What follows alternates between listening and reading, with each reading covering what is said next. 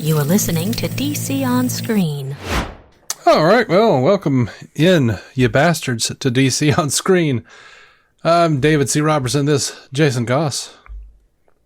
Hey, sorry. Taking it back. Where'd you go? I don't know. It was a strange moment. I was trying to figure out. What was so strange about it? I was almost trying to figure out if we were both here for a second. It sounded like you were almost surprised by the fact that you had started the show.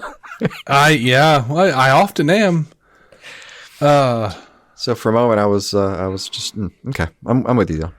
Yeah, I'm a little beaten today. Mm-hmm. It's been a weird couple of weeks for me, and but yeah, I'm very, very, very worn out. But you know what? I'm excited. I've got things to look forward to. A Superman movie coming out quite soon, and a Peacemaker season coming out quite soon, and a new season of Star Trek that's coming out quite soon. Good God. Yeah. So that is busy times. I'm going to take what I can. But I really hate opening the show with sad news, but I'm going to, unfortunately. On May 24th, we lost a very prolific and well-loved scribe, Peter David. He was 68. This guy was a staple of my childhood, and one of the big reasons you folks get to hear me rattle about bullshit across two different podcasts.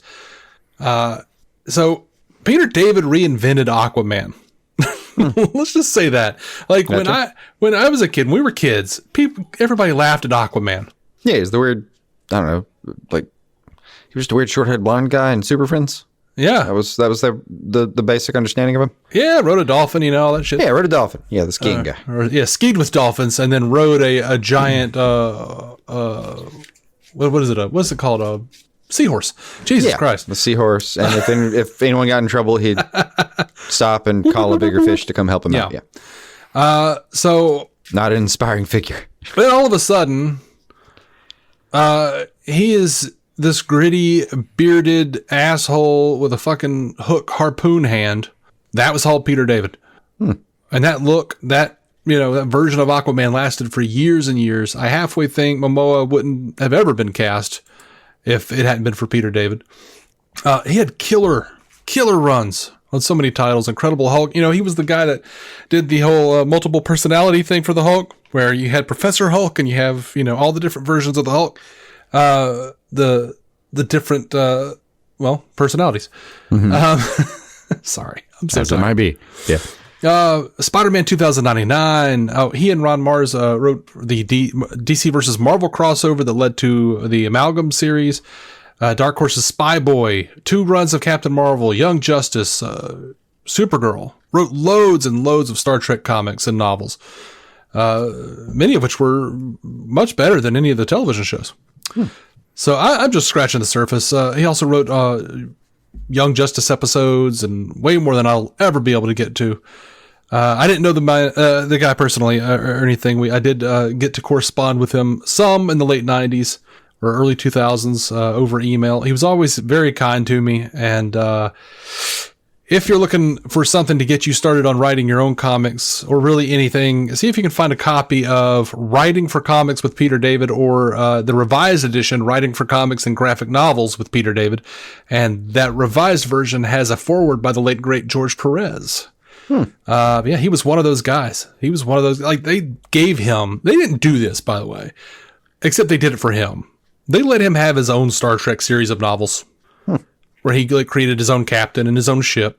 And took a few characters, like B characters, and made them like part of his crew, and then created some species that are now like moved over and like legitimized in canon.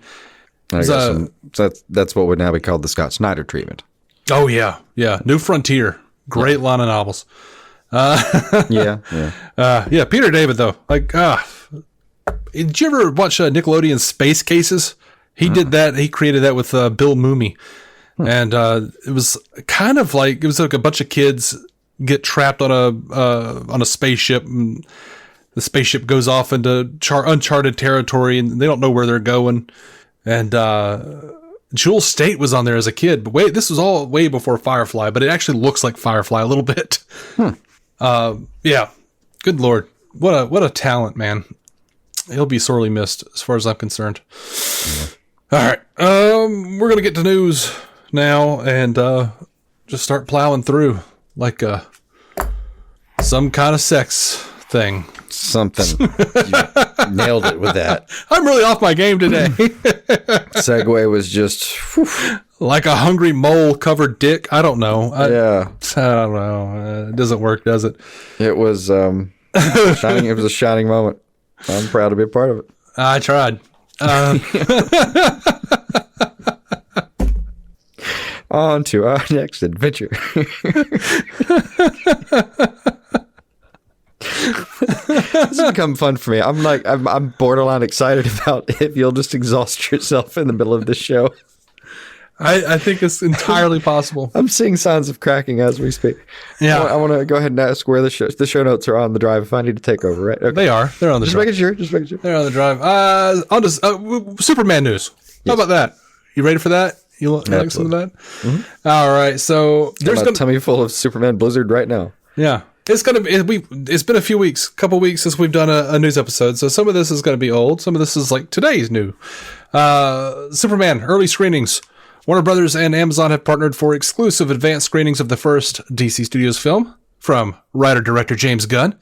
The early Amazon Prime screenings are going to be July 7th and 8th, and it'll be open to Amazon Prime members via the online retailer's Superman store that is offering merchandise from and inspired by the new movie. Mm-hmm. And, of course, the actual release date is July 11th. I am a Prime member, so I will be trying to get one of those July 7th screenings if it's around here. Yep. Like, it's not like we have some premiere theater, but I don't know how they're going to do that. I don't know either.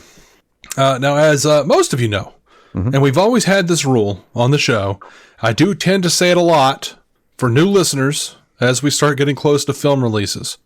But if it has been officially released, 'tis fair game. It is fair game. We do not consider it a spoiler. James Gunn has come out and said that he does not consider any of this that we're about to discuss a spoiler. The last 2 weeks have been absolutely nuts with Superman toys hitting the shelves, man. McFarlane has DC Multiverse Deluxe figures of Superman Lex. Lex has his baby Kaiju in there. They have a solo baby Kaiju. There are both regular and battle damaged versions of Superman and Ultraman, and yes, they're using that name, as we previously reported, like last fucking year. I gotta tell you though, and we've been saying that this masked character would be called Ultraman ever since these toy reports came out, and we've got a lot of pushback. People insisting it will be Ulysses or Bizarro and saying we don't know our comics. It's true. Toys don't always get it right. Sometimes they're working from an old version of the script. But I'm not saying the character will be actually Earth 3's Ultraman, you know? Yeah. I kind of think it will be. Yeah. Everybody thinking Bizarro, I feel like James Gunn knows the history, the clone history. I think he knows that we'll think that. Yeah. And I don't think he would make it Bizarro because of that. But, you know, if you think about it, though, remember last time we talked about the Hammer of Boravia character, how he has like that design on his chest that looks very much reminiscent of Nuclear Man. Yeah. And Nuclear Man in Superman 4 was supposed to be Bizarro originally. I think he's trolling us with that. But I think Ultraman is going to wind up being the Hammer of Boravia. Thinking back on that trailer with him shooting, with Hammer of Boravia shooting the eye blasts into that building. I'm like, you know, if you just have Ultraman pretending to be the Hammer, pretending to be this like character from another country that's brought a bunch of pain and destruction on the U.S. because of what Superman did, and he turns people against Superman. And then he throws on a mask and he's like, all right, well now I'm, you know, Lex's, you know, little henchman or whatever. I think it's absolutely a possibility. But anyway, with some of the, sorry, I got dizzy.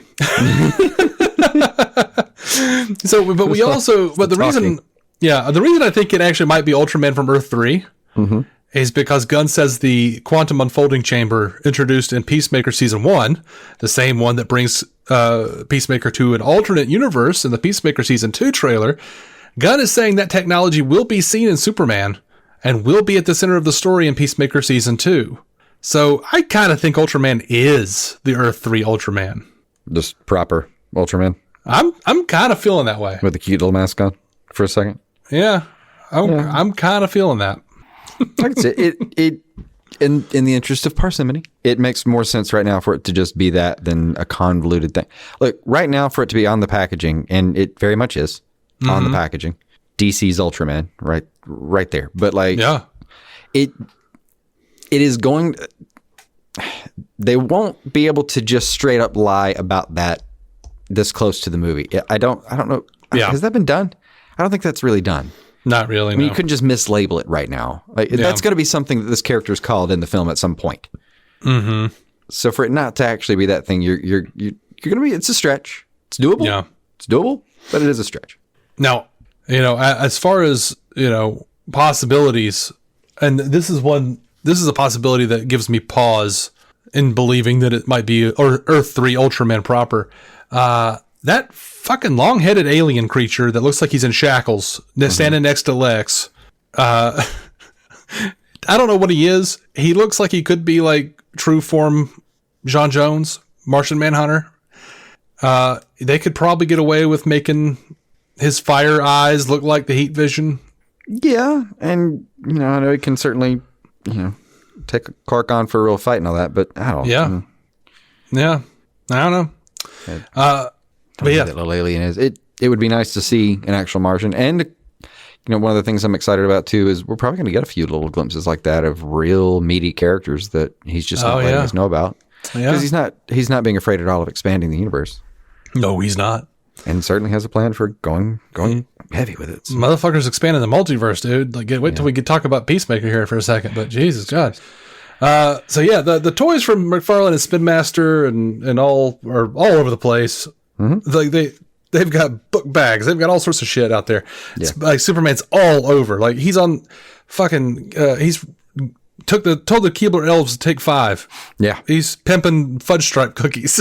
Yeah, I told you earlier. Like my daughter went to Dairy Queen. Pops back with a Superman Blizzard. Super excited. She's oh my god, they've got a big Superman in the lobby. That means there's one nearby. I need to go speak to them about what they're going to do with that. What their plans are with this cutout.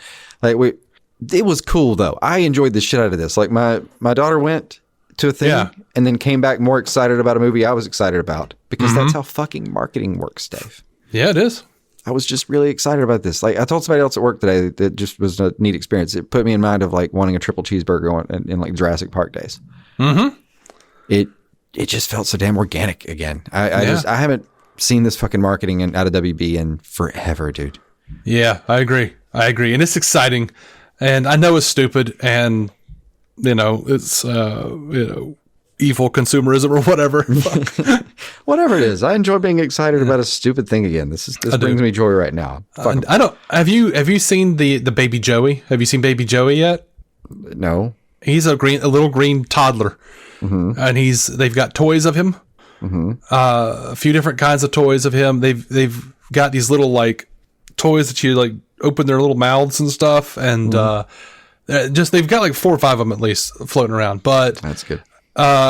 He looks like Metamorpho, and we know if you know your funny books, Joseph Mason is the son of Rex Mason and Sapphire Stagg. You know that's fucking Metamorpho's kid, and that's why because Metamorpho's not supposed to be a fucking bad guy, so that's why he's turned his hand into kryptonite, and he's like depowering Superman for Lex in that trailer because Lex has got his son and is leveraging him. True. I saw baby Joey. I was like, that's Joseph. Where was let me see if I can find this. It was Enemies and Frenemies, I think. There was it was Enemies and Frenemies toy line for Superman there. Oh, I don't know about the Enemies and Frenemies. I know packaging. I should say packaging. I think I saw that for some posters that they released, like the character posters. But maybe there are. I don't know. Yeah, you're right. No, it was the character posters. That was it. Yeah. That's what Gunn said is Enemies and Frenemies, and Metamorpho was on there. Yeah. So I guess they'll have a slightly antagonistic relationship while they're locked up together for a second. Yeah, I think he's entirely just working with Lex because of leverage. Lex is making him do it. He's got his son. Yeah, they clearly end up in the same cell at some point. Mm-hmm. And in that shot, you see Metamorpho with his hand green, like he's turned his hand into fucking kryptonite. Yeah. I was at Target earlier today and was actually funnily enough, that'll be fun. I was inquiring about a Superman display at Target. And, you're already pulling people over. Hey, yeah, so a few months. And, what's the dismount on that stuff? Like, we were talking about that, and I, of course, because I'm overly apologetic, I was like, I'm sorry to bug you about it. He's like, oh no, man, people have been asking me about these last couple of weeks, and not about the display, but about the toys, because he's like, we would get certain ones in. And I'm talking about the Spin Master ones. Those are cheaper, and they're for younger kids, 4 up. And a lot of the online toy groups that I'm a part of are just like shitting on those so hard, saying they're crap, they're junk, they're shit. And I'm like, you guys know those are for kids, right? Like, they're not the McFarlane adult collector bullshit. It's like with 85 points of articulation. I'm talking about I don't know, 5 points of articulation. You've shown me these. Are they? What are those 12 inchers that are at Walmart? Well, they have those too, but these are like 6 inches. These are 6 inches. Same company is putting those out though, and honestly, dude, that bluish packaging. That's on. Yeah. I'm fucking buying them too. I'm buying because you buy them and you get pieces of the robot number 4. So I'm putting together an Alan Tudyk figure, and they're $8 at Walmart. I'm like, these I would have killed for these when I was a kid. There's a little pack of 3-inch guys that are just even from number 4 to even those aren't Ultraman's bad, right there. honestly. I thought about it. I really did. Well, I did the same thing. I hopped over and I was like, man, I got to get me that cryptocopter. Did you get that cryptocopter? I didn't yet. You son of a We're about to go on vacation. Wait a second. But I saw it, but that was why. I saw it and was like, let me just add that. And then, I went to the things you might like, kind of chicanery that you might get yourself into. And quickly I was at $150 or something of stuff that I was like, damn it, man. I can't do all Jesus. But this actually looked fun for once. Uh-huh. I wanted things. Yeah. I liked it. But yeah, anyway, Still he said, with the damn chopper. I'm getting that chopper. Do it. Guy at Target though was saying that they've been putting, because they haven't had the display out. He was putting the display out, but he was like, yeah, we've been getting them in, and then we put them, put a few out, and then we come back and they're gone. He's like, so they've been selling out pretty well. They've been going pretty quick the last few days. And, we'll just kind of go back and bring more out. And he's like, I put up half of the figures out on display today, and then decided, nope, I'm going to go ahead and put the big poster up and actually get the display set up. Yeah. Yeah. Before I finish, but yeah, it's been tough for me just looking for the figures that I want, between the Walmarts and the Targets and all. Because you'll get this some. This is a perfect example for you though. This thing. All right, so this is 5 figures. It's got Ultraman, Superman, Terrific, number 4, and what's her name? The Machinist? No, the Engineer. What is it? The Engineer. That's right. Engineer. I went through Machinist, Architect, Engineer. It was right there. And it's I knew it until you didn't know it, and then I was like, wait. Well, I was so close. I dragged you off it. I think you did. So.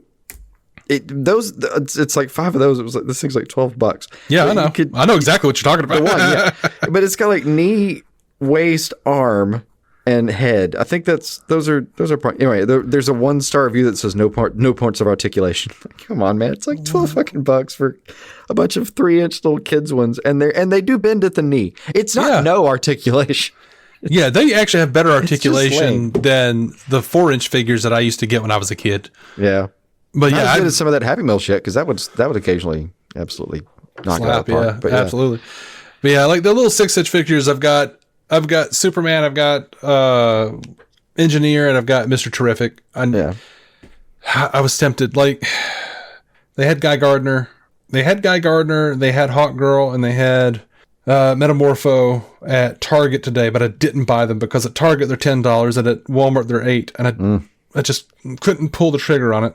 But I did buy an exclusive multi-pack they had of the same figures that had Metamorpho, Superman, Mr. Terrific, and then, not available singularly, Lex in his kryptonite armor suit, and a little container with Crypto and a little container with Baby Joey.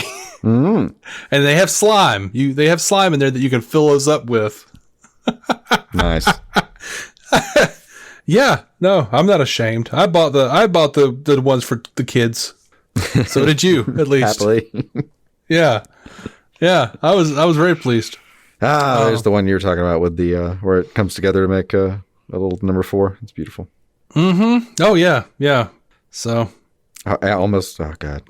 If there were more time, I'd flip these reviews around, find the worst one. Just yeah. Some of these people. Really? Yeah. That's almost suspicious. Doesn't have a 0-star. Yeah.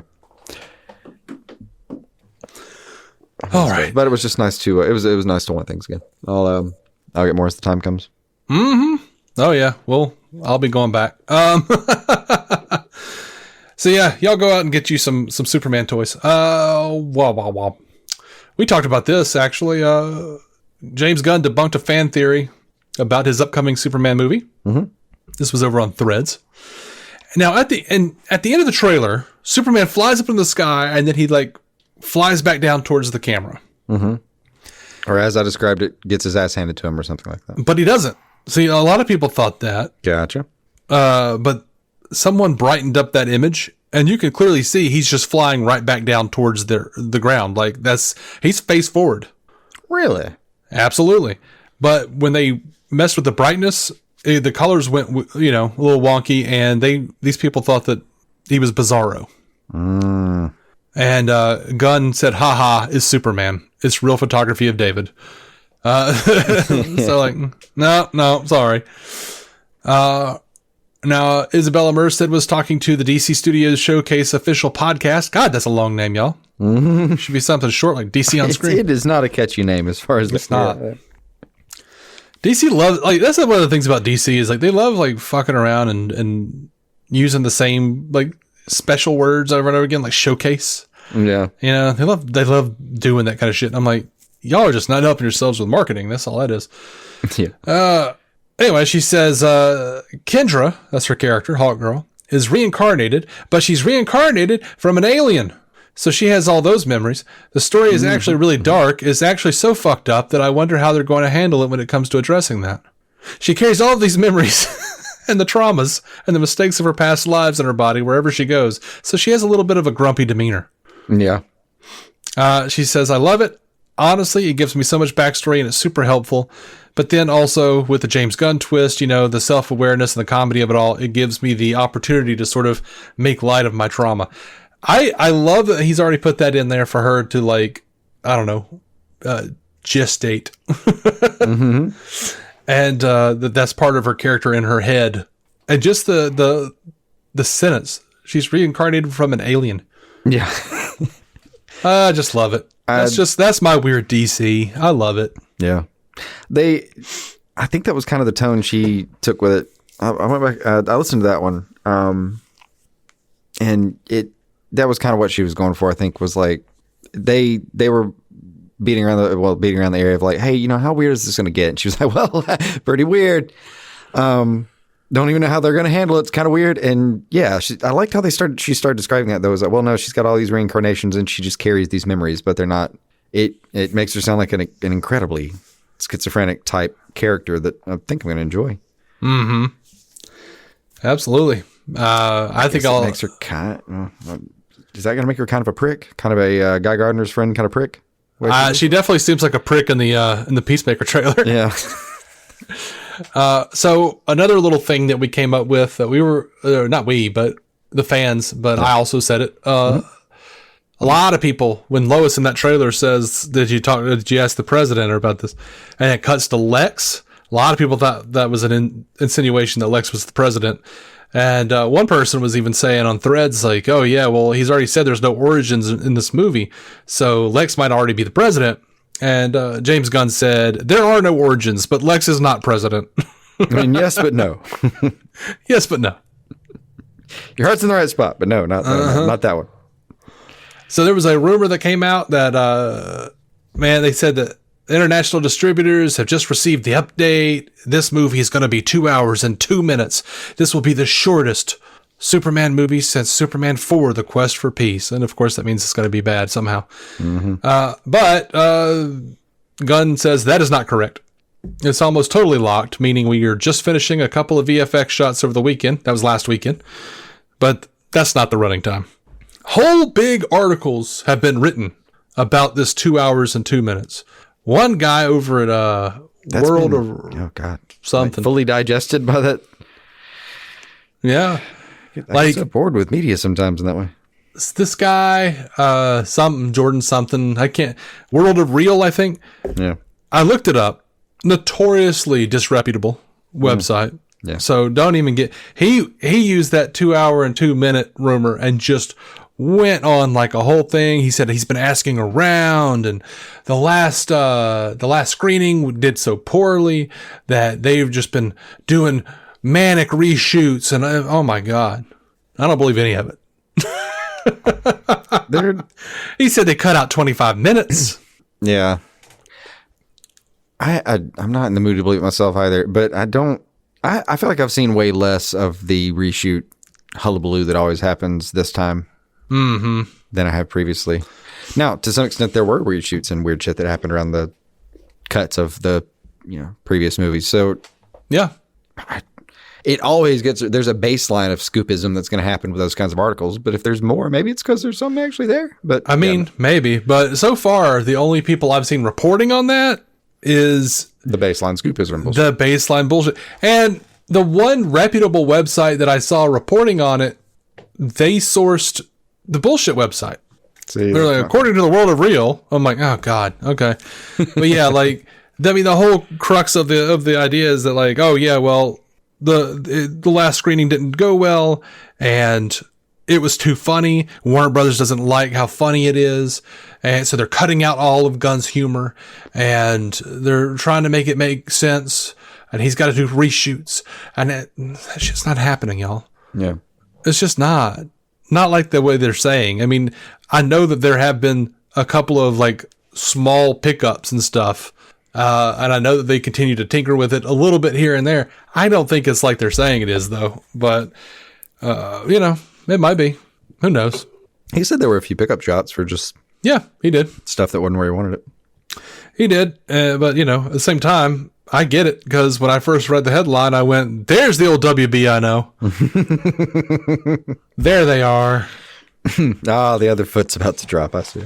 Here we are. No, but since I can't find it from it's not Variety. Yeah, it's not. Remember when like Suicide Squad had that big like Variety or Vanity Fair or something? That was like just a big thing dropped about how like they completely reworked it and tried to make it humor filled, and we were like, I don't know. Okay. Yeah. Yeah.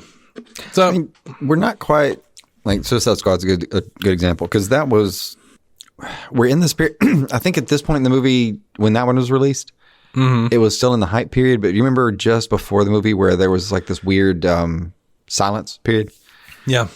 There was hype, and then as soon as it actually got to the media press thing, there was a week and a half, 2 weeks of just crickets after the moratorium hit. Mm-hmm. Yeah, I'm inclined to disbelieve it currently, but I want to believe the best, which is a step forward, because when we were talking about Black Adam, I didn't give a shit. I was like, probably. Yeah, probably fucked the whole thing. I don't know. It's like, I'm trying to be excited about it, but I'm not, And then The Flash, we knew it. Like, nobody even reported on it because we knew it. Everybody knew it. Well, yeah, that had been through 17 writers, man. Yeah. I'm surprised that movie made it out. just at all. At some point, I became surprised it even existed. Yeah. And, I'll be honest, that's one of my lingering fears about Gunn is how much he hyped that movie and said it was like one of the best comic book movies that ever existed, that's ever been, whatever. Because I'm like, how? I mean, I guess I get it. You're towing the line, but how much are you going to be towing the line, man? Yeah. You're like, oh man, it's the best superhero movie that's ever happened. And we're not going to continue it at all. I have a cynical theory and a not cynical theory. I would love to hear both. I mean, like, the not cynical one is that I don't believe it's that bad of a movie. It's a perfectly fine superhero movie with a couple of really spotty CGI parts. But I mean, I would say several really spotty CGI parts, but also, I mean, it's not that bad. I didn't like it overall, but I didn't hate it. It's mediocre. It's not. It's not as bad as it. It's. I'm not trying to say it was good, but it's not as bad as it got called out for being. So maybe he was just saying it was good in the sense that it's the kind of film that he would have enjoyed making. There really are scenes in it that feel very Gunny, like the microwave and the baby and stuff. There are moments in there that I could see him actually really enjoying. The non-cynical view is that he really didn't enjoy it. The cynical view is that, like, yeah, I mean, he didn't mind the movie much himself either, I guess. Kind of like us, like, yeah, it's fine. But I think there was like a period right there about when Flash and Blue Beetle came out where had that gone well, had they done well, we would have probably seen them written into this universe in some capacity. And they didn't. So I think he did toe the line and a lot harder. Like, that's my cynical version, at least. He did toe the line and a lot harder than he otherwise would have. Because it was the last chance that they could make it. And when the marketing and the numbers didn't bear it through, he didn't have to do it anymore. We're just going to move on. Yep. And go ahead and send Henry the letter that says we're going to move on about that too, because we got to do the whole thing if we're going to do it. Yeah, I think. Well, he said his Superman movie was always going to be separate. Separate, yeah. From DCEU. Yeah. I think. But Flash fucking up was like the probably the final nail. It was like, oh yeah, okay. It very much was. He had said though there had been insinuations that we had covered that certain of these characters would probably be continuing. Like the ones who hadn't been written out, the ones who weren't so big they were going to be doing something else. Like we're basically talking about at that point. At some point it got whittled down to like, all right, Flash and Momoa were in Peacemaker, using them or not. And it was even that was kind of we're going to see. And then I don't think the numbers made it worth it for him. Yeah. So, hey, Momoa, I enjoyed talking to you. And do you want to do that thing you really wanted to do anyway? And, Ezra, have a good afternoon. I'll validate your parking. I don't know what to tell you, man. Yep. Pretty much. All right. Moving on with the news here. Nathan Fillion said he based his Superman character on a freaking Golden Girl. Have you seen this? No. He says, quote, I took my inspiration from the oldest cast member from Golden Girls, where she just, whatever she wanted to say, just, there was no filter. Mm-hmm. She just, thank you, Estelle Getty. Thank you. Just whatever it is, there it is. He's just going to say it. Part of his origin was he was at one point hit by a bus and was in a coma. So I just say that's the thing that flipped the switch. That's the thing that caused a little bit of brain damage. Mm-hmm. Now he's just off a little bit. Just that frontal lobe never quite did the regulating it was supposed to do from then on. Yeah. And he asked about the bowl cut. He says there was some talk about different hairstyles. There was some talk about some different types of things we were going to do. I was team bowl cut the whole way. It's canon. It's set. I said, if we don't do a bowl cut, we're going to hear about it. He's damn right he would have. Meanwhile, you've got people angry that they didn't do the New 52 Guy Gardner. Nobody knows what the New 52 Guy Gardner is. I don't remember. He just has normal hair. What do you have, a mohawk or some shit? Yeah, okay. It's just normalized. No, okay. He's just got like a short haircut. That's it. The bowl's goofy as shit. I hate looking at it, but it's interesting and fun that it's there. Mm-hmm. It's like I don't like pink either that much as a color, but it's interesting when it's in the right spot. You saw this new Superman behind the scenes footage with the kids, right? Oh, yeah. Yeah, with him picking up kids and... Oh, God, I almost cried. Like, the little girl says that he's a lot of fun, and he's, like, talking to him about, like, yeah, I met Cookie Monster when I was younger. Yeah. It was fun. It was absolutely cute. Yeah. I'll put it in the show notes. I messaged you after that one. I think it was I wasn't supposed to cry about this ad, right? No, I got a little choked up at first. When I say I'm going to put it in the show notes, I mean I will. There will be a link that you'll be able to follow. It won't be like the actual embedded video. Yeah. I will see if I can embed it on the website dconscreen.com, but just for RSS feeds, I'm not going to be able to embed that. Yeah, just a hyperlink. I had somebody ask. Gunn says that he was inspired by Godzilla -0 in some regard. He says, my goal is to make a film that depicts Godzilla like Godzilla -1, but or -0. I wrote 1 for some reason. But also has a great human drama. Superman and the Flying Dog Crypto also appear in this film, but at its core is a human story. The relationship between Clark Kent, Lois Lane, and Lex Luthor is at the core of the work. Yeah, I think he was. I think that was for Japan or something that they were talking about. He was like doing like a thing there. Gotcha. I'm not sure.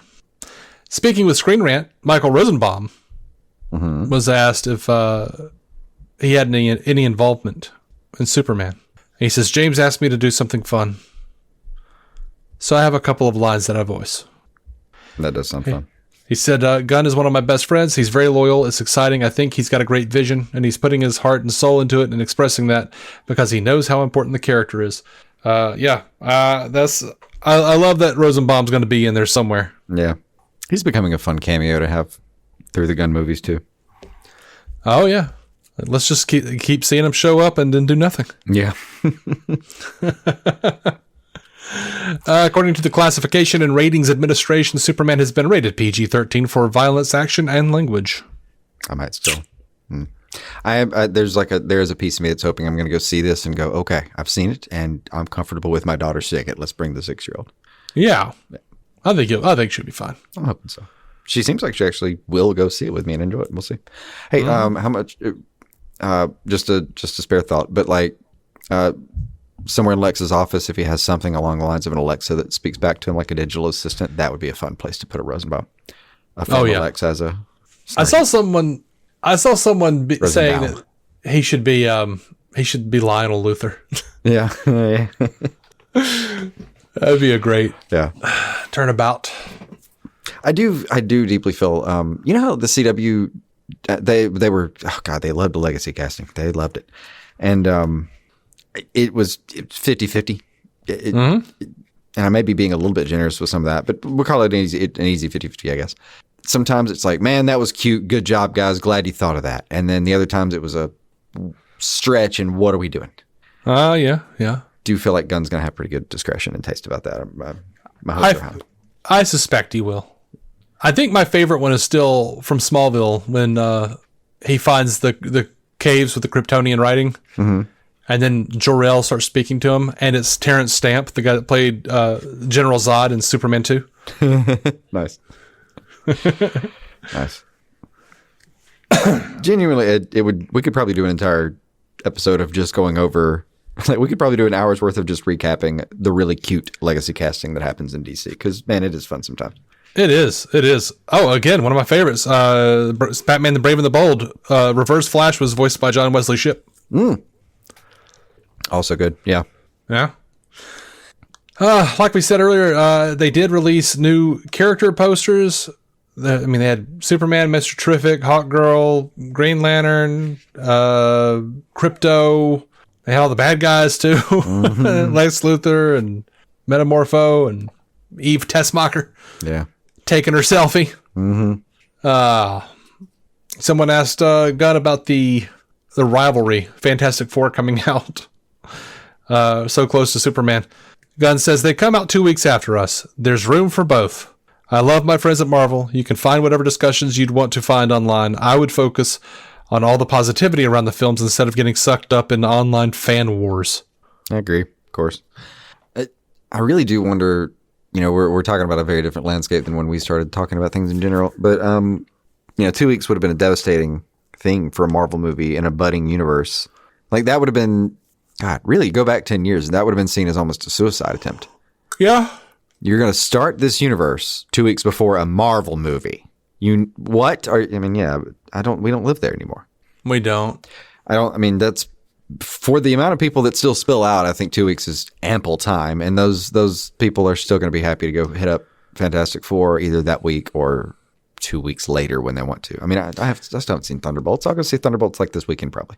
And I'm so far behind. I haven't seen Thunderbolts for the last several Marvel movies. Yeah. And I have no interest in seeing Fantastic Four right now. I'm so far behind. I don't even know. I'm still up to date on everything. So I'll go see him. And I don't think I thought about it when this one came out. I actually realized I think I've actually gone to the theater for everything so far. In some capacity, I think I've made it to the theater for everything that was supposed to be there. Oh, except for not me. What was the Black Widow movie? I think it was called Black Widow, wasn't it? Yeah. That one, of course, I was here for because I think that went straight to streaming first, or was possible. It's been a minute. I don't know. I think you were able to buy that one on Disney. I do not remember. Anyway, I believe that anyway. But yeah, I'll still get out for Thunderbolts and then probably Fantastic Four after that. Yeah. I didn't. Weirdly enough, Brave New World was the first one that I've I didn't actually go to. I didn't go to the theater or pay for, but it was that they were playing it on the cruise, and that was just a different kind of experience to just go wander in somewhere. It's like you wander into a back room where your friend's playing it. It's weird. Oh, that's fun. It's like a mini theater, and there's just popcorn outside, and you just sort of hop in there real quick, and there's a bunch of people that have wandered into the place with you, and they happen to be playing this thing. It's a strange experience. That is weird. I was glad I did it there. That was unique. So, last piece of Superman news, kind of. Gunn released some short behind-the-scenes videos on Guy Gardner and Robot Number 4. And I thought those were fun. I loved them. I'm gonna put links up to it, but one of them is just like Alan Tudyk talking about how Robot Number 4 just has his voice, but he enunciates more. Yeah, and just shows them talking to they built this thing. It's an animatronic robot. There's not a ton of CGI there, and it does look cool. And then the Guy Gardner thing with Lois yelling that haircut should be against your vows. Yeah. What? Yeah. It was a fun. I liked their little back and forth. I liked the glimpse of that universe was to me that Lois and Guy Gardner are on fuck with each other kind of speaking terms already. Love that. Or at least if that's not the case, this Lois is obviously the kind of Lois that just she doesn't require any curve whatsoever to immediately establish that that's the relationship she has with a person. Mm-hmm. Okay, cool ring. Anyway, I'm going to berate your fucking haircut. Love it.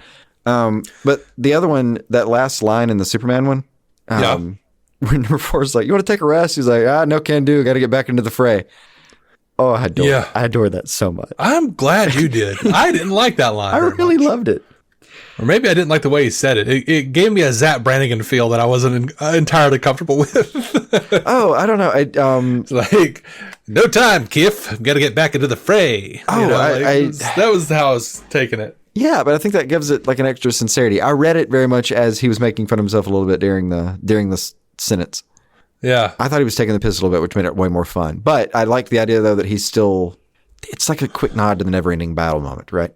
Yeah. I'm going to take a rest? I can't. But I do kind of hope I'm right about that, because I thought the line was very much being facetious, and I would kind of hate to hear that it is a bit Brannigan-y, because that would change it for me.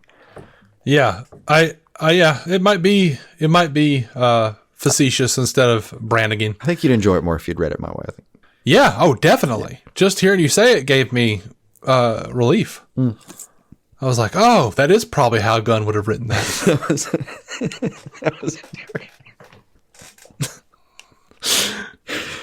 It's a different sliver. I like it more now. Cool. Yeah. But you know what? Superman is also very Brannigan-y in a lot of ways. He can be, yeah. Superman can be very much like the way Captain America was in... I'll say Whedon's version of the Avengers. Whedon's version of Captain America. Yeah. Very much like a God and Country type. You know, the New Frontier story better. Yep. Marginally. Yeah, it's been a while for me. But anyway. It's a long damn while for me. Hopefully you remember this part of it the way I do. My favorite version of the kind of Brannigan-ish version is that, like, I remember New Frontier having a very kind of a sparse amount of Superman. And there's kind of an amount toward the end where it looks like he's going to come in and save the day. And he kind of has the, like, I've got this chest swell moment, and, like, heads in and just gets spit the fuck out. And and like, he almost like the tone is like, oh, we've got this and how inspiring. And then they turn after that failure and just sort of quickly look back like, all right, what's next? We're screwed, right? Uh-huh. It's a wonderful beat, but it has a very Brannigan feel to me. You can hear Kiff in the background doing exactly what you just did. Yeah. All right. You feel like going to break? Sure. I feel like going to break. All right. We'll be right back with a bunch of Peacemaker news. Stick around. All right. Boy, howdy, are we back from break. That's a hell of a break. Here's a fun nugget. It is the next day for us. We went to break last night, and I suddenly got very sick. Like, I knew I had to pee, and then you know how sometimes you got to pee, and then you're like, oh, in the middle of it, and it didn't hit me until I got back, and I sat down, and we were about to start recording again. I was like, nope. Oh, this is terrible. This is not going to work. So some rest was had. Hit me like a ton of bricks, dude. Like, I just couldn't continue with the show. I don't know if it was food poisoning or what, but you know, it kind of worked out, because what it means for you, dear listener, is you get answers to questions that we have already posed in this episode. That'll be fun. Such as. So part two of part one. Yeah. So the AMC theater websites had Superman listed for 2 hours and 9 minutes, and Gunn confirmed it. 2 hours, 9 minutes, including credits and post credits. I can't remember if runtimes. Yeah, they do include that though when they say this is the runtime. They don't mean just the theater. Okay, right. And then someone asked if the rumors were true that Warner Brothers demanded Gunn make Superman shorter and cut out all this stuff. Gunn said zero truth to that. And they couldn't, even if that's something that they wanted to. It is a DC Studios film. Yeah. They operationally only have so much control over the film at this point, which is the best thing that could have happened to Warner Brothers, is for them to not have any operational control over their films. Yeah, I'm according to Gunn, you know, the only person he actually reports to is Zaslav. Like, DC Studios is a separate entity. Yeah. And, you know, there was some there was some shakiness to our understanding. Is like, was that going to be a creative impact of all? It really does just sound like, as long as he's reporting financially to Zaslav, is what it sounds like. That he's not having to report the direction of the film. Right. He's reporting the bottom line of DC Studios. Yeah. Which is fine. Like, that would be the kind of setup we could all dream about. Yeah, it has to make money, but otherwise leave him alone. Yeah. Fantastic. Yeah. Please. I'm hoping that, I mean, I know that's a very kind interpretation of events. I hope I have that right. Well, I mean, that's how I have understood it. And, you know, you get reports coming in saying like, well, they're making them change. I'm like, yeah, all right. Well, it sounds true to form. Yeah, we have what's called learned helplessness. So like, when they're going to change at the last minute, we're like, yeah, that happens. Sorry. No. Also, we brought up yesterday that Gunn had released all these posters. Well, he released more. He's got Jimmy. He's got Lois. He got Perry. Steve Lombard. You know. So there are more character photos. I was going to look in the background. Character posters, I should say. Hey, Dave here from June 6th. And I'm sitting here editing, getting ready to post. James Gunn drops this. It's a picture of the Daily Planet crew and says, our last visual effect shot has just been finished and dropped into Superman. We are now 100% done. Thanks to all of my collaborators. It has been a joy.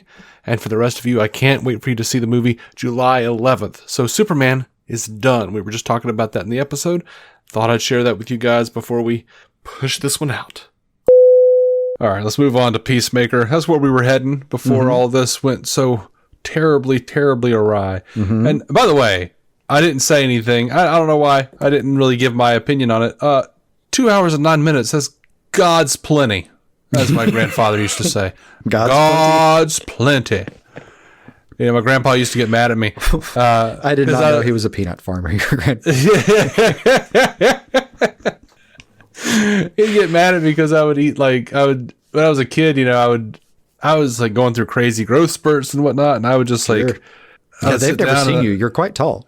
Yeah, I know. I'm 6'3" and big guy, and I would I would just pour myself a bowl of cereal and wolf it down, and then have another bowl of cereal, big bowl of cereal, like cornflakes or whatever. Yeah, and then like I'd hit like 3 or 4, and at some point my grandpa would just be like, "Now that's gonna be your last bowl. You have had God's plenty." That is. Sorry. I can't remember if I've heard that in real life, but that is a hell of a Southern phrase right there.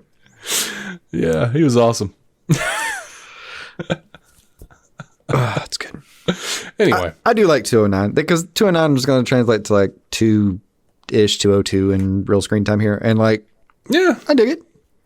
2.5-ish would start to feel like, oh man, this is going to be long. Anything below 2, I admit, would have been a little worrisome. And, you know, everybody was kind of it's going to be the lowest since Quest for Peace. And I'm like, I was fine with Quest for Peace runtime. It was everything else in that movie. Inside the runtime that sucked. Why does everything have to be 2.5, 3 hours? I think Man of Steel was like 2:13 or something. What was Man of Steel? No, it was like 2:20 something. Oh, okay. It was long. It was long. 2:23.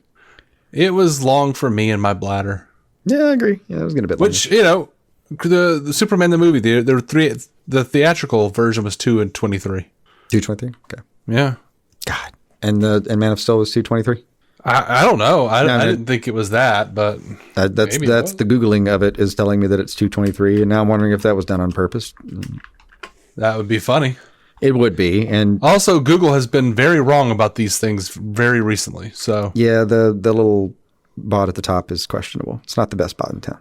The other bot's not that bot. I'm actually not kidding. You can make them do it. It's funny. And what's also funny is like recently a lot of the rumor mills have been coming out and saying like, well, here's what Superman has to make. They have a budget of $225 million, and they have to make $700 for it to be a success. And I'm like, cool. Man of Steel's budget was $225. Yeah. Where are you getting this number from? Yeah.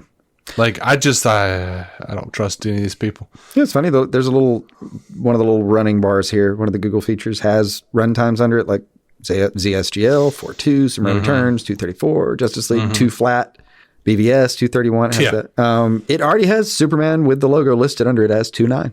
Yeah. Now they were right on top of that one. Yesterday it said it was saying 202. But also for Superman the movie, Google was saying 2.2. That's what I'm saying. It's like it's been a little off lately. That's true. I wonder what the IMDb reviews are for Superman the movie right now. I don't know. Or no, I mean Superman 2025 the movie. Oh, I don't know. I don't know either. Curious. Because inevitably there's going to be like a couple of reviews here, and it's going to be as though they've seen it, and you assholes have not. No, they haven't. Absolutely haven't. Peacemaker, man. You want to do that? Yeah. All right. Hell yeah. You know, Gunn and Cena were at the CCXP, and they talked a little bit. They've been talking a little bit here and there, different places. I don't remember if the actual stories from the CCXP, actually, but I didn't write it down, so at some place. It was a memorable looking stage. They were somewhere. If you can get me the thumbnail of it. But. I can't. Then we'll carry on. He was talking about how Superman and Peacemaker are very much connected. He says, once I was done with Peacemaker, I had to do Guardians 3. And then when I was about ready to jump back to Peacemaker, I got hired to be the head of DC. As soon as I got that job, I made a couple of calls. And the first one was to Kevin Feige, telling him I'm taking the job as head of DC. The second one was to John Cena. Kevin telling him to suck eggs. The Dude, I don't know. No, he's like, all right, if this works, we're gonna do like a DC versus Marvel thing. Yeah. He didn't say that. I was just hoping. Kevin, I have a plan. The second call was to John Cena. He said, I'm getting this gig and I still want to do Peacemaker, but it's going to have to wait. We're going to have to get Superman working first. As soon as I was done writing Superman, I was able to write season 2 of Peacemaker. I know it seems like a long time for other people, but for me, it all seems awful short because there were so many things I did in between. I developed it along the way in conjunction with the other DC projects that we were doing. So it's very much connected to Superman and is very much connected to what comes after. I had a rough idea of what I was going to do, but it was actually quite different than what the show ended up being. I'm so excited about Peacemaker. I dare I say it. I might be more excited about Peacemaker than Superman. I don't think I am, through no fault of its own. It looks fantastic. It's just that it's just that Superman going well cannot be superseded by anything for me personally. I really hope it goes. It's just super, physically super impossible. It's no offense to Peacemaker whatsoever. I'm deeply excited about that as well. Well, my favorite, like I am very, very excited about Superman in a different way. Yeah. Because with Peacemaker, like I really, really enjoy those weird, quirky, niche characters where they can really do something special. Yeah. But, I might walk out of this thing looking at the Guardians movies and looking at what I'm seeing so far, how very fucking Silver Age it all feels. Mm-hmm. Superman, I might walk out of this thing feeling like it's my favorite movie of all time. I don't know. It's possible. I hate feeling giddy because I feel like I'm setting myself up to be a fool, but I'm actually excited for once and I'm okay with it. Yeah. I mean, I am more excited about this than I've been about all of this than I have been about DC since the dreaded cul-de-sac statement. Yeah. Yeah. I was like, yay! Oh, when life got sucked out of everything for the third time that week. Yeah. All right. So one sidebar, you reminded me, but all of that, and it occurred to me earlier this week when we were talking about some other stuff that we haven't really talked about Batman at all, and I just want to point out that that's an accomplishment. To have enough hype around other things that the public isn't clamoring for yet another Batman, because the public do love them some Batman. They have been. I mean, the public has been bitching quite enough about the Batman Part 2 not coming out yet. Yeah. And we do talk about that on the show a lot. Yeah. So. But I just there's a version of events that I thought we would be in right now. Then we're apparently not. I just thought there would be a bigger strain of people seeming holdouts of excitement that were saying, but show me the bat, or I'm really not that interested in the Superman thing. And it doesn't seem to have gone that way. It seems to be a lot of people are just like, no. We'll get to that, or even haven't really thought about it yet. They're just excited about what they're seeing, what's in front of them. I dig that. Yeah. I think I like the idea of not worrying about what's not in front of you in this universe, because we did a lot of that in the last universe, and I don't think it worked out well for us all emotionally, is what I'm saying. Yeah, it's fun. I'm over on Facebook. I'm seeing less and less people being actively vitriolic. I think they're just slowly withering and dying. Yeah. And I'll say that, and then we'll get a bunch of hate mail. But the last gasps or little periods of where they get their strength back, I guess. But we'll move past it. Yeah. Alrighty. So, what are we doing? Gunn said something about a big cameo in Peacemaker. Now, I think I touched on this a little bit yesterday. He said, you've seen what we call the QUC, the Quantum Unfolding Chamber, in the very first season of Peacemaker, and we see more of that technology in Superman. The QUC is the center of the story in Peacemaker Season 2. Yeah, we talked about that. Mm-hmm. We see a lot of different characters from Superman in the season, including Isabella and Nathan and Sean, those being Hawkgirl, Guy Gardner, and Maxwell Lord. And then we see a bunch of other characters later on in the season from other parts of the DCU and from Superman. There might even be one really, really, really big cameo near the end of the show. I want it. Whatever it is, I want it. It's gonna be Green Arrow. I want that less. I want that less.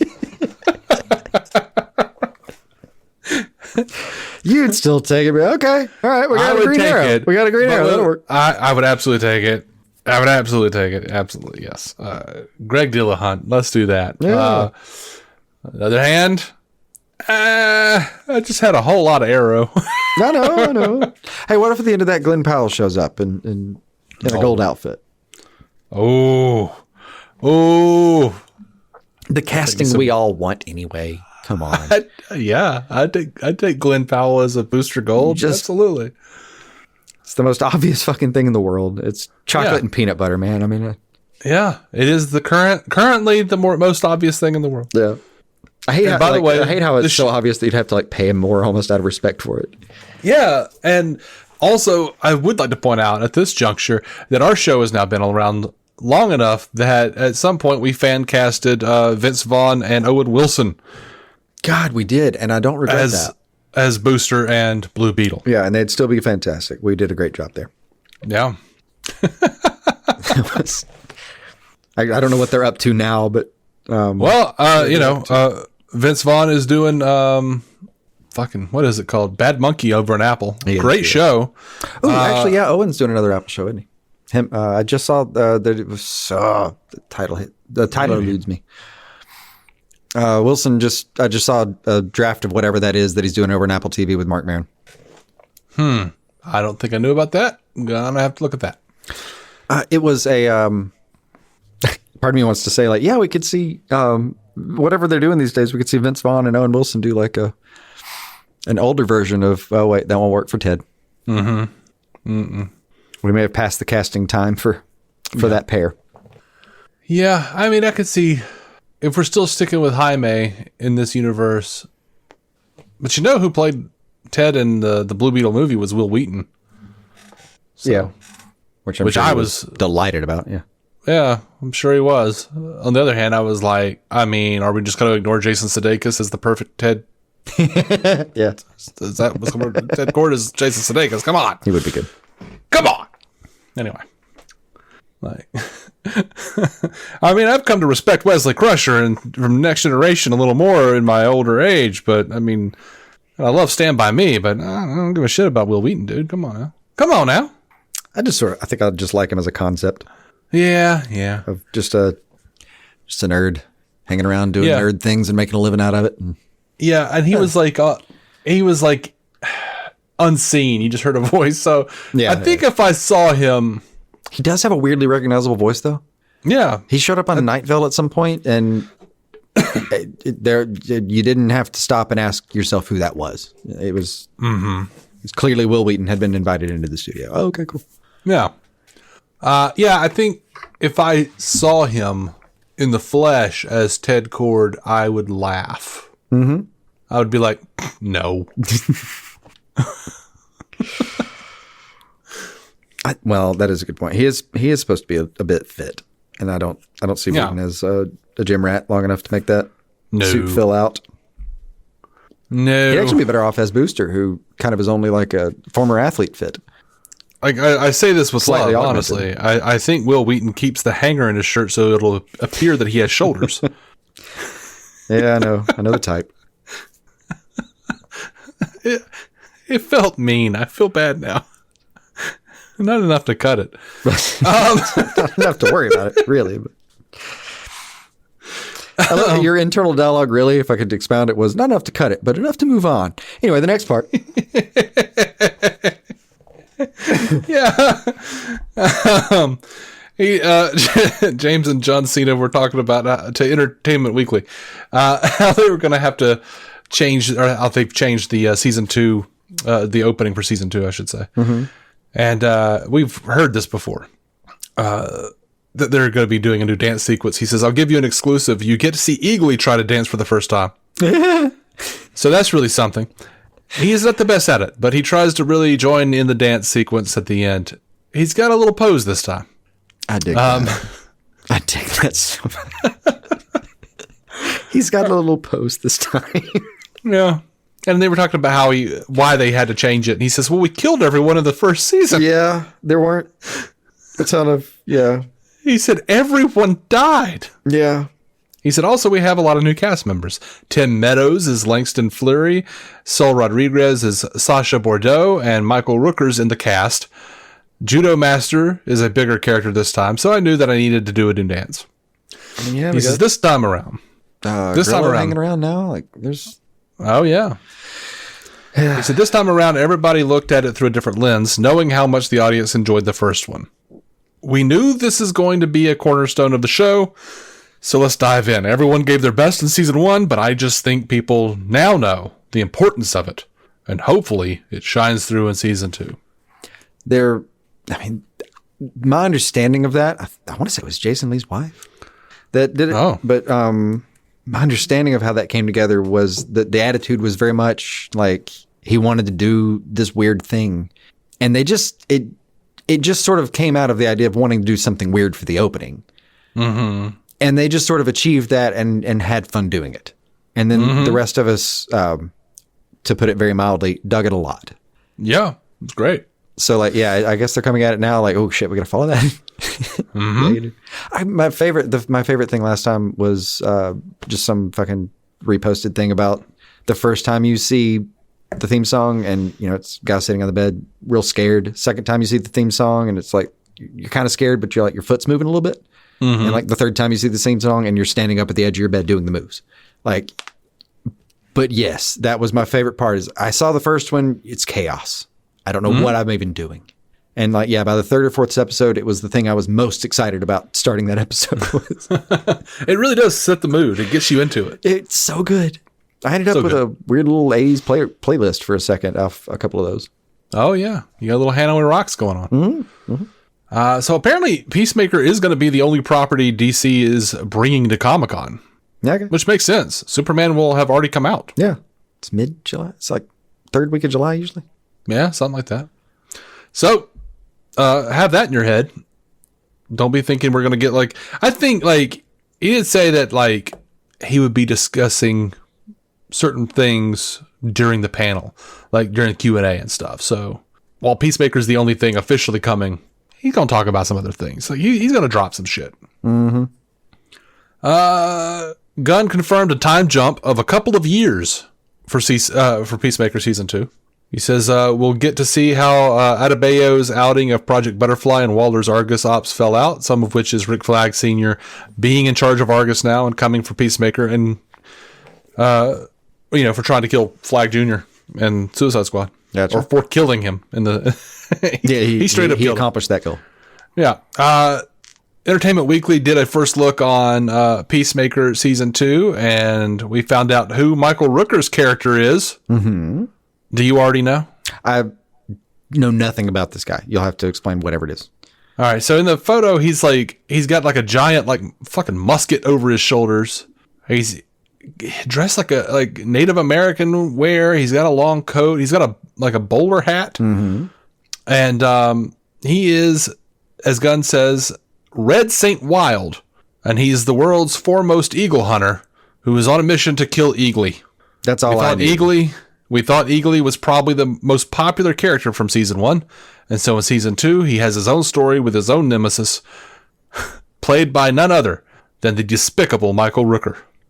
That is an excellent choice for Season 2, guys. Yeah, I didn't know that. I knew nothing about the guy other than it was going to be an Eagly-tied thing. He is right. I would die for that eagle. Yeah. Whole cloth character, though. Yeah. Like, he is not from the comics. That's good. We all thought Snowflame. That was the name that you ran across. Yeah, that's right. Yeah. We all thought he was going to be snorting coke, and nah, that's not. Always a possibility. I mean, Michael Rooker plays a number of characters, and most of them might be doing coke in the back room at any given time. So. Mm-hmm. Now, Cena said at the CCXP in Mexico this last weekend, said James Gunn just said he wants to see me fight Batman. That's what he said. And then Gunn added, and lose. He'd have to. And Cena says, I don't mind losing a fight. I'm a 17-time champion. I don't know if you know this stat, but that means I had to lose it 16 times. Yeah. So I don't mind losing a fight at all. Yeah. I didn't have any audio of that, but it sounded like a Norm Macdonald quote to me. It does. It's a good joke. He does generally seem like a pretty well-adjusted person as far as I can hear, or as far as I can tell. A lot of charity work and whatnot. Seems to be pretty well-minded. Yeah. You've heard that. I like the balance. You've heard that Ron Funches bit where he's talking about how John Cena spends more time with kids in the hospital and special needs kids than anyone else. Mm-hmm. Have you heard this bit where he's like, they decided to go and support him on his last at the wrestling thing? Like all these special needs kids are like hanging out, and they didn't realize that he was going to get his ass beat. Yeah, and he's like, they're crying, they're snotting. That really must have been one hell of a night, man.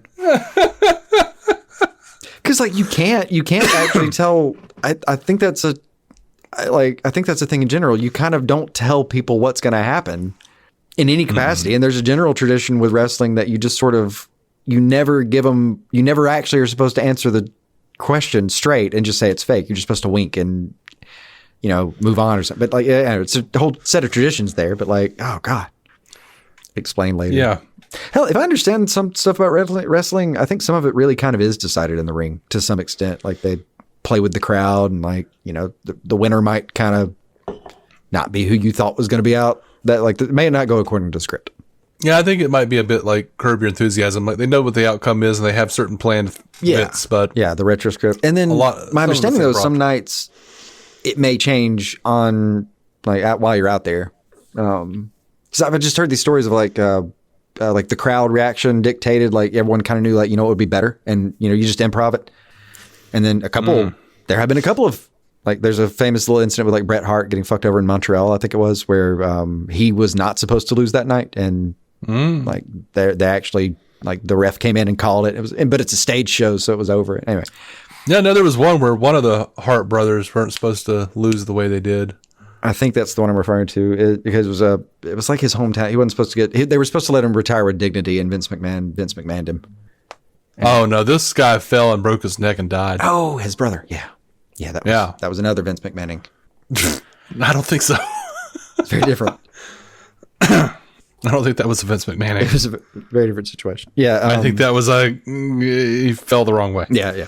The Hearts, and that's why a lot of these guys get mad when people call it fake, because it's not fake in that way. Like they're actually performing. They're getting hurt. Yeah, it's a real hell. It's in the physical sense. I've been told it's more like, think of it like a dance with just bigger people and weird moves that aren't, I mean, like, yeah, you're doing just a lot of flipping around each other, a lot of, counterbalancing with another 250, 400 pound body. Like, yeah. Dance situation more than anything. Anyway, answering the question, is Peacemaker a hero? Gunn says, at the end of the day, Superman's a great hero. He puts himself on the line. Batman, dark guy, he's got some demons, but trying to do the right thing. But Batman's got nothing on Peacemaker in terms of the demons. Mm-hmm. He's a really troubled soul. And this season, I think in some ways, it's more about Christopher Smith than it is about Peacemaker. I don't know if I think of him as a hero. Gunn asked Cena if he thinks Peacemaker was a hero, and Cena says he's a hero for me. Peacemaker saved my life. You literally brought Peacemaker back from the dead. Peacemaker's a hero for me. I can say that. And Gunn says, I did. I 100% planned on killing Peacemaker in the Suicide Squad. Yeah. He says, I liked working with John so much, I'm like, it's just a flesh wound. We'll just write it out. Yeah. I kind of forget sometimes that he was supposed to be dead. Yeah. Did you watch the behind the scenes video, right? Mm-hmm. That I sent you? Mm-hmm. So yeah, we get confirmation that they are going to be heavily hitting the multiverse stuff. And I don't know where these outlets are saying, like, there's one character flying around in there who is clearly not his dad. And they're saying that's, I don't know where they're coming up with this. They're saying that's his dead brother. In this universe, in this alternate universe that he steps into, that his brother is still alive and he's armored up and he's, working with Peacemaker and their dad, who's also in there. He's in his, whatever his like white supremacy. I can't remember what it's called. White Dragon. Yeah, White Dragon. Yeah. The big old dick. Except he's got a blue. He's blue instead of red. I don't know where they're getting that. I don't know where they came up with that. Maybe I just missed it. But we definitely get the alternate Peacemaker running around with his inverted dove and his jetpack. We got a lot of Frank Grillo running around as Rick Flag Sr. I don't know. It looks like a really fun behind-the-scenes footage romp. Yeah, I do. I didn't pick out anything particular from that thing. It just sort of generally looked good. I honestly, like, I don't know what you could pick apart. Everything just looked like either a behind the scenes, man, this is fun, or like an explosion that I'd have to do a frame by frame on. Yeah. There was like an alien sitting at one point. He's just sitting over in the corner, and someone asked James Gunn, what is that? 'Cause he's like this like weird looking, he looks like a white Martian or something, but he's gray. He's dark gray. Yeah. And he's got 4 eyes. Someone said, what's that? And he said, just some bloke or something, like some stupid, some guy. Some dude. Yeah. But, I don't know. It looks cool to me. I love multiverse shit. Yeah. I love seeing, I love the idea of Chris being able to see how his life could have gone differently. Yeah. That'll be fun. I'm down with it. We see Rick Flag Sr. beating the shit out of Chris Smith. Yeah, that is not going to work out well. Peacemaker, my memory of the fights in the show, it's a really good shot. Mm-hmm. Really good hand-to-hand combatant, but completely takeable on both fronts. Oh, yeah. Like, he can take a beating, thank goodness. Mm-hmm. I'm excited within the show for, like, the stuff that I am excited for. But I'm also kind of excited out of the show, just in the the fourth wall sense of like, man, we've had our tease with Creature Commandos, but now we're gonna enter proper with our first film, fully diving in, and then we're gonna get just not too long after we're gonna get a little bit of Peacemaker with like an hourly show. I just feel like I'm gonna get a lot of time with this new universe, and the fact that James was able to build them simultaneously and like knew what he was doing both at this. My gut would tell me here that like we're gonna get a lot of nice juicy things up front because man, he built this whole universe all at once, and this is the first time he gets to tell you about it. He's probably gonna blow a little bit of his fucking load here. Yeah, I'm just very optimistic that we're gonna get some really fun stuff, but also we're not gonna have to just like see 2 hours of movie and then wait a year. We're gonna get 2 hours of movie and then several hours worth of TV. Yeah, I am really excited about Supergirl.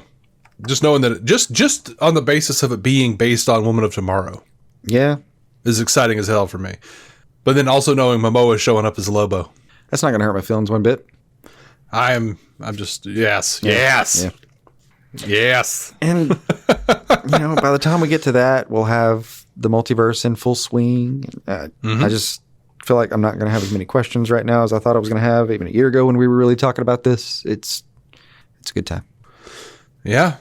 Talking about Clayface. Someone was asking Mike Flanagan about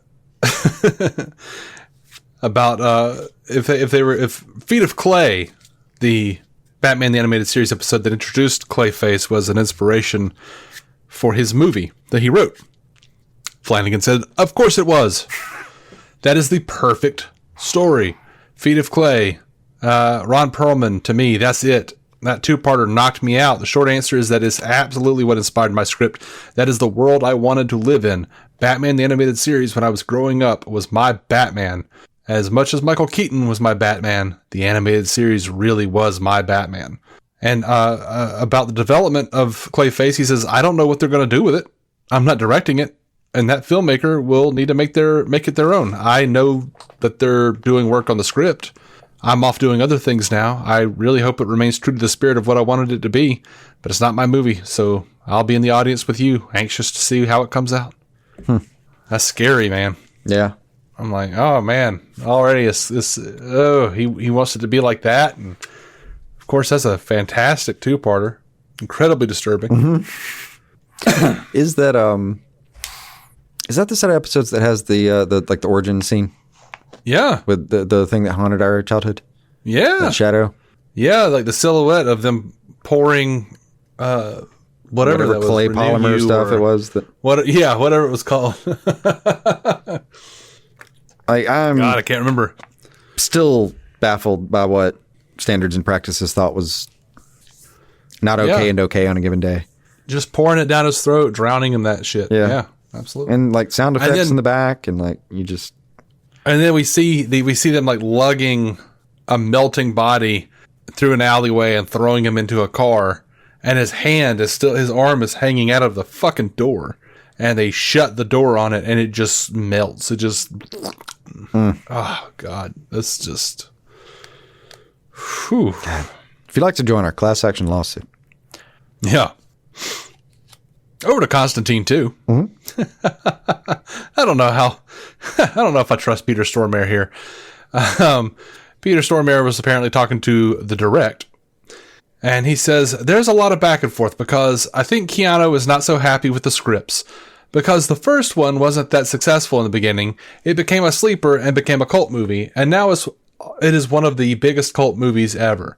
To do a sequel, the studios want to have, cars flying in the air. They want to have people doing flip-flops and fighting action scenes.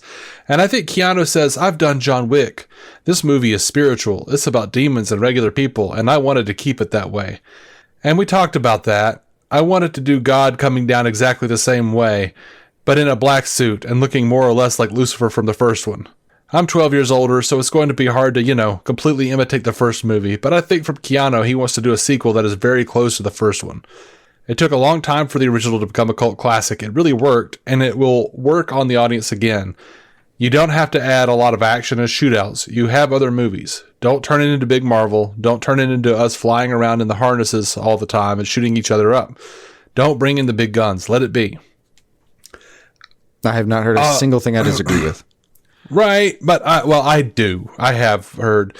I don't want it to be a carbon copy of the first one. I don't. Not a carbon copy, but I certainly get the instinct to leave out the spec. I definitely understand if like Keanu's version of like, dude, I've swung around in so many harnesses. No, that's not what we were trying to do here. Definitely get it from his angle, but also don't bring back a 15-year-old film now, 20 almost. Like, don't bring back a film that old. Let me be very clear with my wishes for Warner Brothers' sake, if they're listening. I do not want a reboot of the movie starring some of the people that were in the original. I want the sequel to the first movie. I also don't. The way Stormare is talking about it, because I believe this would be under DC Studios. Yeah. I don't think James Gunn is going, it needs to be punchier. You got to have flying cars and shit. I don't think they're doing that. I don't think Gunn would be one to do that. No, it's I thought this was just kind of going as one of the silo films, the Elseworld situations. So I mean, I'm sure it will be Elseworlds, but it's still DC Studios. Yeah. I see what you're saying. Unless they're deciding to it's Vertigo, But it should still be all under DC though. Yeah. All right, we got a little feedback. Hey, wait, maybe, hopefully. I think it's all okay. Okay. Just one time I want to be like, we get feedback. Yay. And you go, no. Mirrored Hour over on YouTube says, I feel similarly in that I expected to like Superman the movie, but it was underwhelming and had odd beats to it. But I do admire how the upcoming Superman movie has the same spirit. My money is on that this new movie will be my most favorite Superman movie. Here's hoping. I mean, like I said, I love Superman the movie. I have my little issues with it, my little qualms, but I mean, who am I to pick apart Superman the movie? I mean, we did, and we had a fantastic time. You were the one that didn't like it very much. It's in the same boat. I was just underwhelmed in a way I didn't expect to be. Yeah. I genuinely thought I'd be watching one where I was like, yeah, it's old, but I get why this was so good. Whereas I just ended up watching a movie where I was like, yeah, I wouldn't rewatch this again. And it's kind of old. Yeah, I get what you're going for, but oh, I get a hankering to rewatch it every couple of years, something like that. Yeah, I like it. I like any movie, I would have done everything they did, but yeah, I was happy to rewatch it. I was just bitching. I just rewatched The Phantom Menace yesterday. I was just bitching to you about that. Like it's. Oh yeah, but that actually is a bad movie. That's an objectively bad movie. It was. Dr. Steve over on Twitter says to us. Watching Millie Alcock on Sirens on Netflix, I can tell Supergirl is going to be outstanding. Read Woman of Tomorrow if you want heavy spoilers for the plot. Yeah. I still haven't seen her in anything. I've seen her in clips. I don't remember offhand if I've seen her in much at all or anything at all. Yeah. And I'm kind of like, I was a fan of the other girl. Mm-hmm. Like, she had already played Supergirl in some voice stuff. And Sasha Calle? Okay. No. Well, yes, I also liked her, but from The Flash. But no, when they were doing auditions, it was down to Millie Alcock and this other girl whose name escapes me now for some reason. More names eluding us today. Sorry. But I felt like she had the look of the like she looked like specifically the artwork in Supergirl Woman of Tomorrow. And I was hoping she would get it. Yeah. Because I liked her in as Supergirl and some of the animated stuff. And anyway. Yeah. But it came down to her and Millie. So I'm sure Millie will be fine. Probably. Me and you have definitely had a point. I certainly have, where I don't really at this point recognize most of the names in casting. Like, I think there's a thing just in general happening where there's a saturation point where I'm only able to pay attention to so many names, of course, but some of the newer names are completely escaping me because I'm stuck on the old shit that I'm watching. So I'm hitting that age a little bit where I'm having to learn about the new names as I go, but I'm not learning about them nearly at the speed I was once hearing about these new people. Well, what generally happens, I find, is, we announce these people and we're both like, I don't know who that is.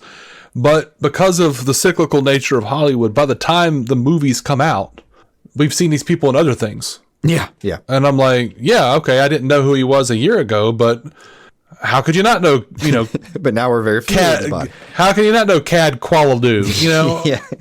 Cad Qualidou is a fine actor. Yeah. He was on 13 different series on Netflix, you understand? Yeah. He was in a Tom Cruise movie, and I don't know. That weird crossover with Homelander on Prime. Yeah. Everyone and their mother knows Cad Qualidou. Yeah. Who 14 months ago was a dead man. Yeah, that part's a different era, or a different type of thing to keep up with, for me. But what I also find is that I didn't realize this was the case until it started happening over and over again. So what ends up happening is we'll see this casting for somebody new. I know one of the instincts is to go find them and see what they've done before. I never feel the instinct to do that personally. Mm-hmm. Every time I see them, I end up just looking at a picture of them going, yeah, they do or don't look like the thing I'm expecting. And then and that's what I do. I sit with that until I see them in the new role. And then I just start from scratch with that person. I'll tell you what that's called, Jason. Laziness. Yes.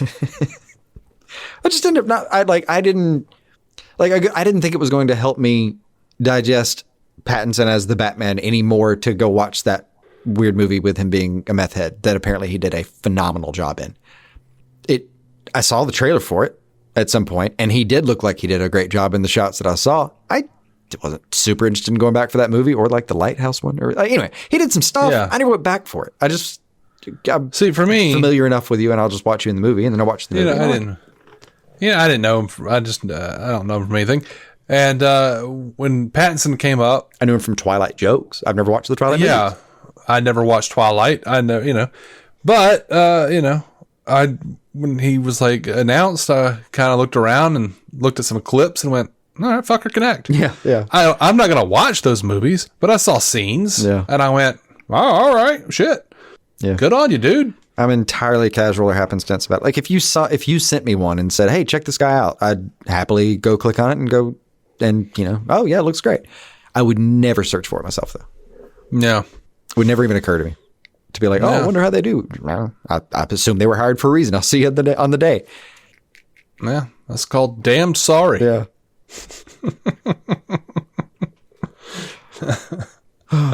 I'm just kidding. There's just too many people out there. God's plenty of people. Yeah, God's casting choices. Our friend DW at Seven Shadows Market over on Threads says, I am looking forward to y'all's revisit episode of Superman Returns. I don't know that we're doing that yet. I want to. How you feeling about that, by the way? I hadn't even thought about it since last time we talked. We had trouble getting this one recorded, and then I'm still kind of, I have to go watch Superman 2. Yeah. That was my first battle, and I haven't even gotten past it. Yeah. Oh, well, we're going to get to it. Yeah. We'll get to it. I don't know how, but we'll get to it. Just give us a second. I mean, Sure, if I can stop having diarrhea. that will help. Let me see. Let me get to 2 and see if. Let me just see how things go in 2. Let me just get that far, okay? I just need a second. Yeah. But I promise to watch it. We're watching. What is it? I got to watch it in the next 48, 72 hours. Yeah. It's not. I'm not putting this off forever. It'll be. Yeah. I'm not even putting it off. I'm looking forward to it. It's gonna be weird. I'm working on them, DW. I'm working on them. Finally, Richard Thompson wrote to us. He's a listener over at Star Trek Universe and says, Dave, I will be checking out DC on Screen. The trailer for James Gunn's film looks great and shows some Donner-like moments that have me curious and excited. Me too, Richard. And we're happy to have you checking us out. Already a listener over on Star Trek Universe. And that's a show I do. In case you don't know, out there in DC land, if you care about that sort of thing. And that's all I've got. I do want to apologize for the amount of ads that are likely in this episode. because of breakage. Yeah, I mean, it's a long episode. That's true. I do forget because now we've sat down to do this in 2 sessions, and I'm not as tired as I should be. Yeah, at this juncture. Yeah. Well, I mean, I've been over here choking and hacking, and yeah. So I've been chugging water, so now I've got to pee like you wouldn't believe. There we go. But there's the exit strategy. However, look here. If you want to listen to the show without ads in it, patreon.com/DC on screen, you can accomplish that for $1 a month. That's it. $1 a month, and you get all the episodes ad free. Easy dollar.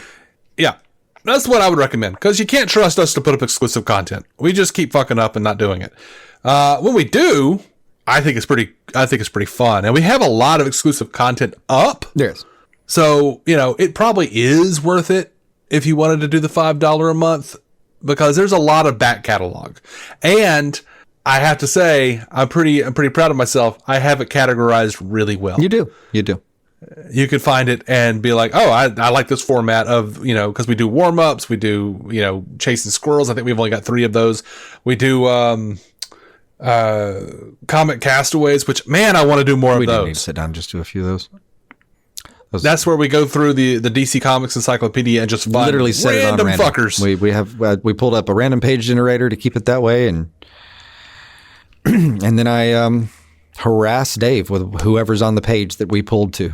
And yeah, we have Marvel reviews over there. I mean, we have done. I do make it a so point far sometimes on that there's 4 characters on that page sometimes, and I do make it a point to find the worst of those 4, if at all possible. Yeah, of course. So yeah, if you want the episodes ad free, $1, then that's all you want. The $1 is the way to go. Or you can just join for free and you get little updates and stuff, as well as being able to talk to people who are also on the Patreon. Anyway, that's it. That's all I've got. It's also a wonderful place to take requests because, we'll see it there and usually need a good idea of what to do. And if you're throwing a coin or 2 at us, we're more receptive. We're more receptive. It's hard not to take a vote seriously when someone actually gives a buck or 2. Yeah. But to be fair, anyone messages us and has a request, we're pretty we're also pretty please like us. Yeah. Please like us. Yeah. We're so lonely. It's there's an element of we're 10 years in, so if it's a half decent fun thing to do, it just throw it our way. It's fine. Yeah. Anyway, thanks for listening, and until next time, keep some DC on your screen. Mike. Oh, hey, we are doing Superman 2 next, by the way, so watch that shit if you want to listen to our review and be all refreshed on it. All right. Bye.